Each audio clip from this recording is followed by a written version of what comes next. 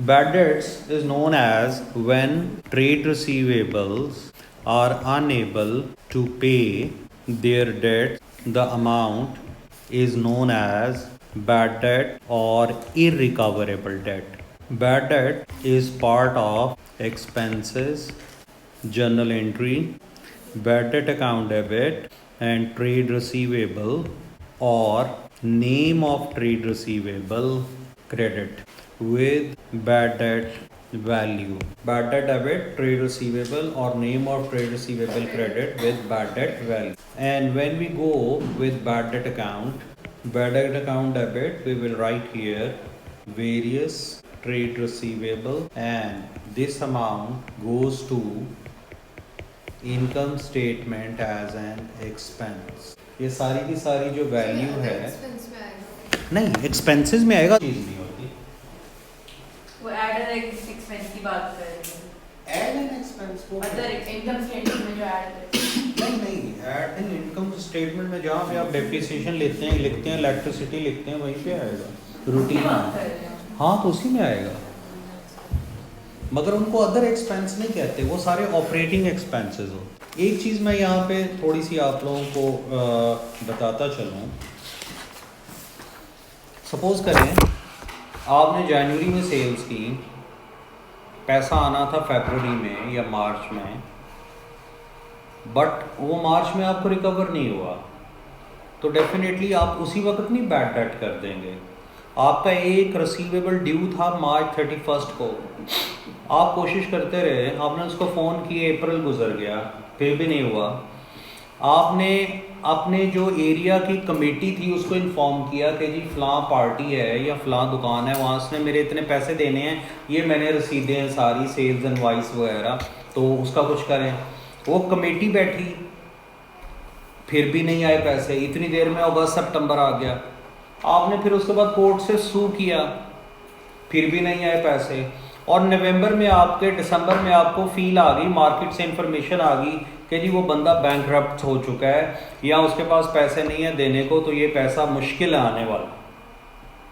तो आप क्या करेंगे, before to audit accounts, before to finalise account, अब आपको पता तो चल गया कि पैसा नहीं आना, प्रोबेबिलिटी तो है कि नहीं आना, प्रोबेबल है, तो आप कहेंगे कि अच्छा 31 मार्च को उसकी अमाउंट ड्यू थी, यहाँ पे लिखो अकाउंट में मार्च 31 जो भी ट्रेड रिसीवेबल का नाम लिखो, इसको बैड डेट कर। ये किस तरह हमने किया, ये हमने एज पर मैचिंग कॉन्सेप्ट किया, क्योंकि मैचिंग कॉन्सेप्ट ये परमिशन देता है कि फॉर द ईयर इनकम के against for the year expense आना चाहिए। आपको 80-90% श्योर हो चुका है ये नहीं आएगा, और अगले 2-3 सालों में पता नहीं आएगा कि नहीं आएगा, सो उसको बैड डेट आप कर दें। वो डाउटफुल नहीं है, वो कंफर्म बैड डेट है। तो वो क्वेश्चन में जो वो देता है ना कि जी मार्च 31 एक्स रिसीवेबल, फिर सितंबर 30 वाई रिसीवेबल, तो वो साल के एंड पे सारी एंट्रीज पास होती हैं, उन्हीं डेट्स में जाते हैं, तो उसको हम कर देते हैं बैड डेट। वंस वो बैड डेट हो गया तो उसका अकाउंट क्लोज हो गया, वो आपका लॉस हो गया। उसके बाद अगर कोर्ट में केस चल रहा है तो वो चलता रहेगा। आप फॉलो, ये नहीं कि उसके बाद आप फॉलो अप छोड़ देंगे, फॉलो अप चलता रहेगा। हो सकता है 2 साल बाद, 3 साल बाद किसी वक्त आपको अमाउंट रिकवर हो जाए। आपने तो अकाउंट्स को क्लोज करने के लिए बैड डेट किया, बट फॉलो अप आप कंटिन्यू रखें, ठीक है जी। अच्छा, अब बैड डेट के बारे में वो 2 किस्म की टर्मिनोलॉजी या लैंग्वेज यूज करता है पेपर में। एक वो कहता है कि debt to be written off, एक वो कहता है bad debt written off. Bad debt written off का मतलब ये है कि वो ऑलरेडी हम कर चुके हैं, we have done with the trade receivables. जब वो कहते हैं बैड डेट्स या this debt is included in the trade receivable, तो इसका मतलब है कि आपको बैड डेट की प्रॉपर ये डबल एंट्री पास करनी है। आपको bad debt recoverable account debit करना है, इररिकवरेबल अकाउंट और ट्रेड रिसीवेबल को आपने क्रेडिट करना है। ये आपकी बैड डेट की एक छोटी सी जो है वो प्रैक्टिस है जी। आप आ जाए 13.1 पे,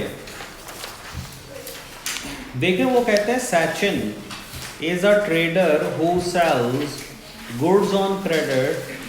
He offers customers a cash discount of 2% if accounts are paid within 30 days. Sachin financial year ends on 31st December and Sachin sold goods 400 on credit to से भुवन स्टोर्स का ट्रेड स्टार्ट 1 नवंबर से होगा। साल हाँ जी। एक 1 जनवरी से, क्योंकि 31 दिसंबर पे एंड हो रहा है। 31 दिसंबर को एंड हो रहा है बेटा, 1 जनवरी को स्टार्ट होगा, सेकंड लाइन में लिखा हुआ है, ठीक है। अच्छा जी, उसने भवन को गुड्स सेल किए 1 फरवरी को। The account was settled by cheque on 28 February 2002 में पैसे आने थे। On this date Bhavan stores purchased further goods 150 on credit. After many attempts to recover the amount due, Sachin wrote off Bhavan store account as a recoverable debt on 30th December 2002। पूरी साल उसने effort की और फिर कहा जी Sachin received a check from Bhavan for $150 31st August 2003। During the year ended 31st December, Sachin wrote off irrecoverable amount of total 820। Right up the following accounts in Sachin box. पहला account वो कहता है जी कि आप बना दें भवन्स का अकाउंट, और फिर उसके बाद वो कहता है कि बैड डेट अकाउंट आप प्रिपेयर कर दें। तो अगर हम इन दोनों अकाउंट्स को बनाएं 13.1 पे, इसका मतलब है पहला ट्रेड रिसीवेबल का अकाउंट है, पहला ट्रेड ये ट्रेड रिसीवेबल का अकाउंट है, ट्रेड रिसीवेबल, और फिर बैड डेट का अकाउंट है, the second is bad debt account. देखें उसने गुड सेल किए हैं 31 दिसंबर 2002। 1 फरवरी को अगर हम 2002 का अकाउंट बनाएं, फरवरी 1 को उसने गुड्स बेची हैं 400 की। फिर उसने कहा है जी अकाउंट वाज सेटल्ड 28 फरवरी को उसने पैसे लेने थे। स्टोर परचेज्ड इसी डेट को, सॉरी फरवरी 28 को उसने कुछ और गुड्स खरीद दिए हैं, प्राइस 150।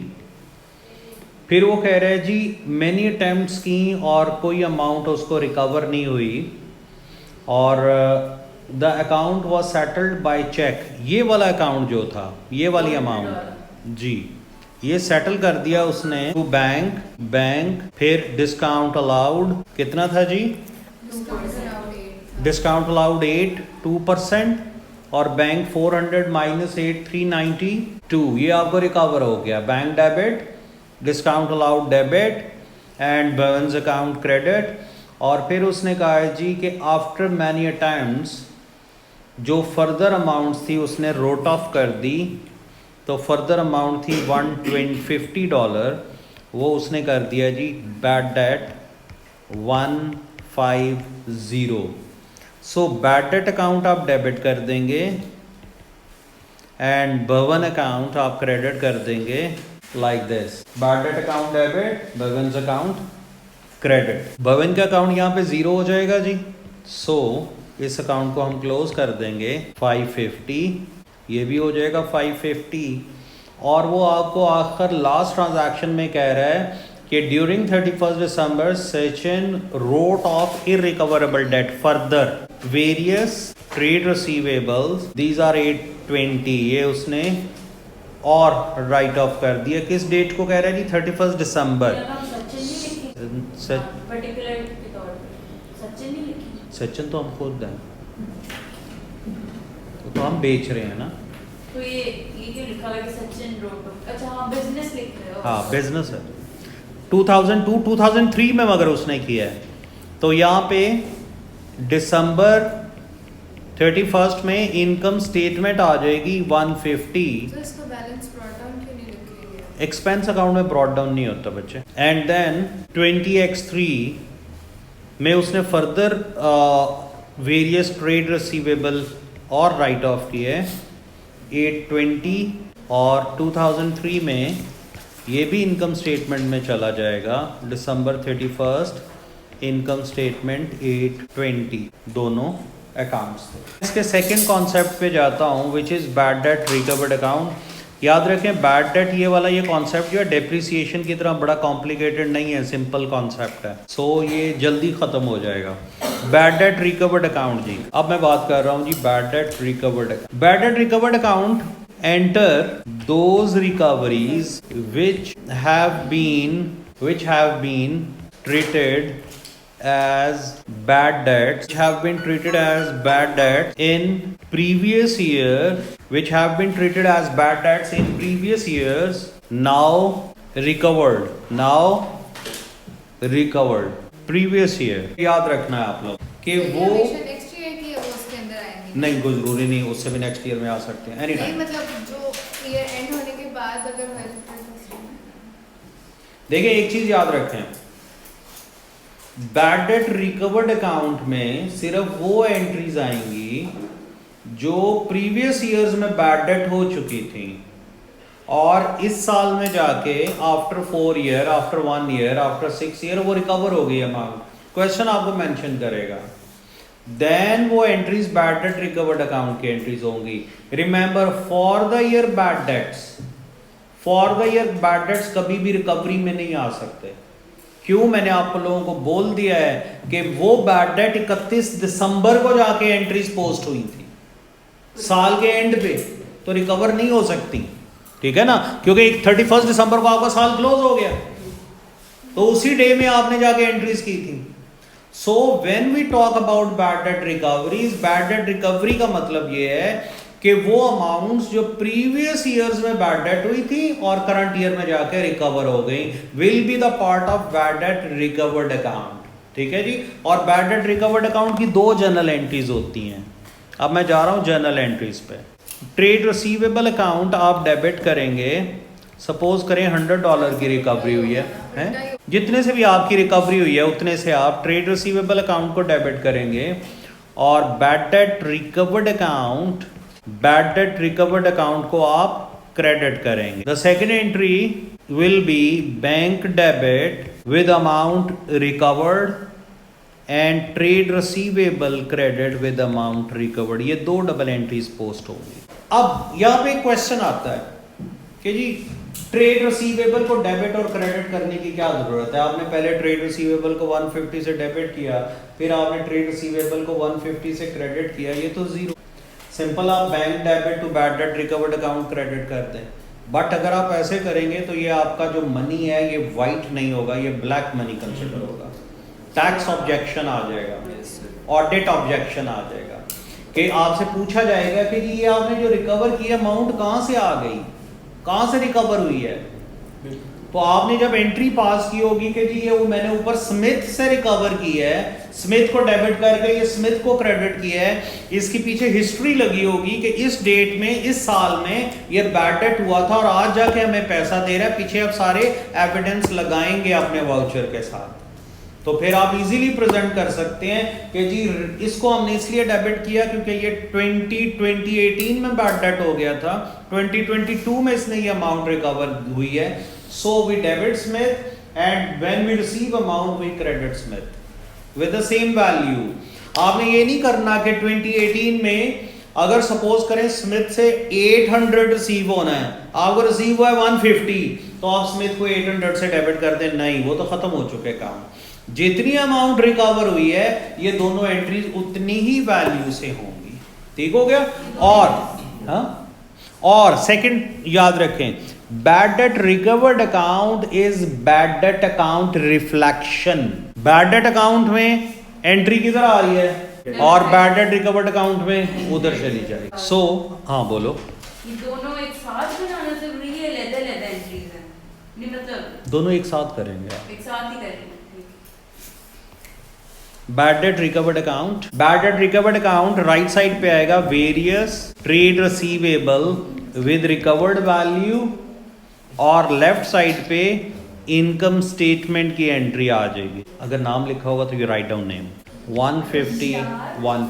अब आप उसी क्वेश्चन पे वापस आ जाए, उसमें आप देखें लास्ट पैराग्राफ से ऊपर वो कह रहा है, जहां पे उसने बैड डेट की एंट्री 820 की लिखी थी, उससे ऊपर वो कह रहा है Sachin received a check from Bhavin store for 150 on 31st October 2003। अब आप क्वेश्चन में अगर देखें आंसर में, तो हमने ये 150 जो है ये बैड डेट कर दिया था 2002 में, 2002 में बैड डेट कर दिया था और भवन साहब ने जाके हमें 2003 में पेमेंट कर दी। तो 2003 में हम क्या करेंगे, हम ये वाली एंट्रीज प्रॉपर पास करेंगे। फर्क सिर्फ इतना होगा कि ट्रेड रिसीवेबल की जगह पे I will write name Bhavans, ठीक है, यहां पे भी भवंस। दो क्यों है? मैंने इसलिए बताया था कि दो इसलिए हैं क्योंकि कल को आपको टैक्स वाले पूछेंगे कि जी ये पैसा कहाँ से आया, आप बता सकेंगे जी ये भवन ने, ये ट्रेड रिसीवेबल था, इसने हमें ओ किया है। डेबिट उसको इसलिए करना जरूरी है कि अगर आप भवंस को क्रेडिट कर देंगे तो आपकी लायबिलिटी जनरेट हो जाएगी, इसलिए पहले उसको डेबिट करते हैं फिर उसको क्रेडिट करते हैं। और ये तो टी काउंट है ना, इसमें तो एक ही एंट्री जानी है, Bhavans debit bad debt recovered. ये इनकम है, ये देखो मैंने लिखा हुआ है, ये इनकम है। ये बैड डेट अकाउंट आपका एक्सपेंस है और ये अकाउंट आपकी इनकम है। अब इसके बाद हमारा एक छोटा सा कॉन्सेप्ट रहता है बैड एंड डाउटफुल डेट का, जिसको मैं मंडे को डिस्कस कर